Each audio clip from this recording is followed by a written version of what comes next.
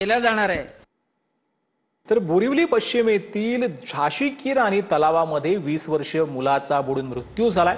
त्यामुळे माजी खासदार गोपाळ शेट्टींनी एमएचबी पोलीस ठाण्यामध्ये धरणं आंदोलन केलं होतं। गोपाळ शेट्टी यांच्यासह भाजपचे आमदार संजय उपाध्याय आणि भाजपचे कार्यकर्ते एमएचबी पोलीस ठाण्यामध्ये धरणे आंदोलनावरती बसलेले होते।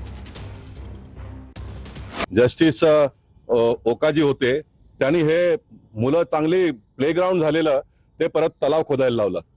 ते परत तलाव खोदायला लावला। कोट्यवधी रुपये खर्च झाले शासनाचे, परंतु त्यालाही कोणी मायबाप नाहीये।